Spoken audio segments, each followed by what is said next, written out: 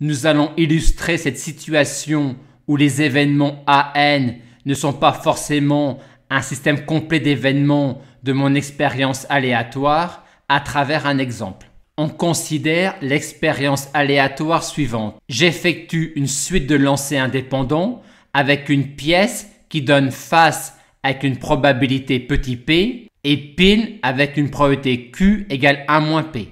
On note AN l'événement, les n premiers lancers n'ont pas donné deux faces de suite et le nème lancé donne face. Et on note BN l'événement, les n premiers lancers n'ont pas donné deux faces de suite et le nème a donné pile.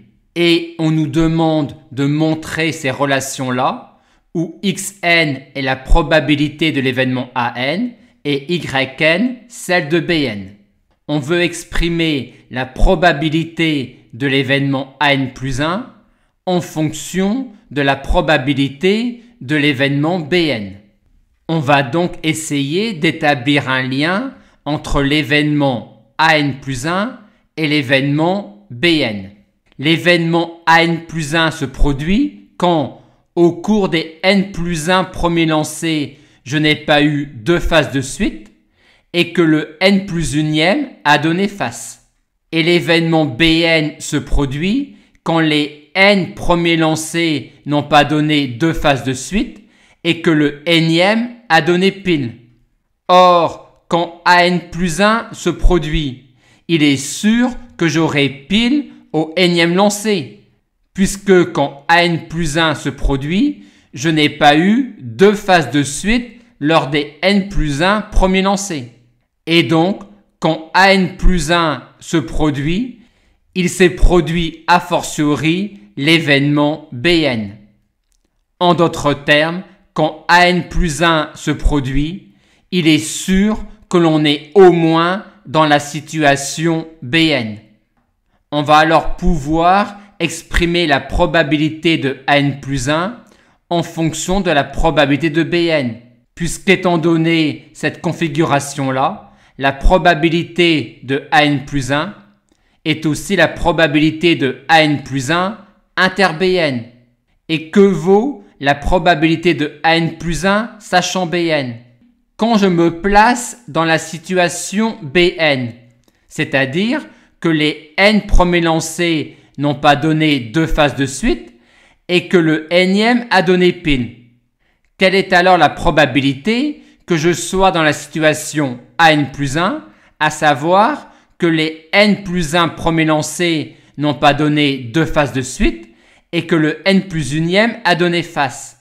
Cette probabilité est petit p, car quand je suis dans la situation BN, je suis alors dans la situation AN plus 1 si et seulement si j'ai eu face lors du n plus unième lancé. Et la probabilité de l'avoir est petit p. On a donc montré cette relation-là. Montrons maintenant la seconde relation.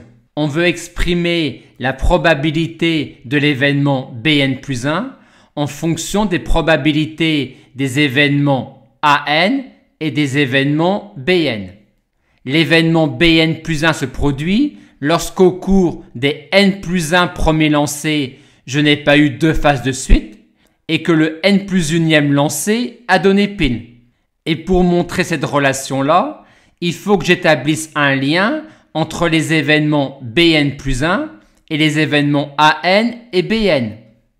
Or, quand l'événement BN plus 1 se produit, je suis sûr que je suis soit dans la situation BN, soit dans la situation AN. Je suis donc dans cette configuration-là, où les événements AN-BN ne constituent pas du tout un système complet d'événements pour mon expérience aléatoire, mais par contre où je peux dire que quand l'événement BN plus 1 se produit, je suis sûr d'être au moins soit dans la situation BN, soit dans la situation AN.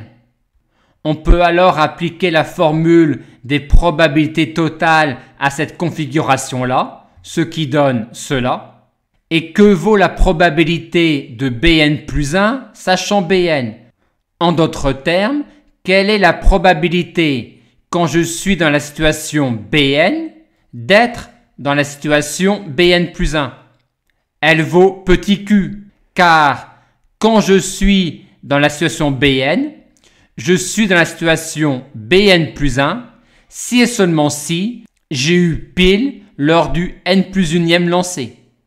Et de même, la probabilité de Bn plus 1 sachant An est également Q. Et on a donc montré cette relation-là.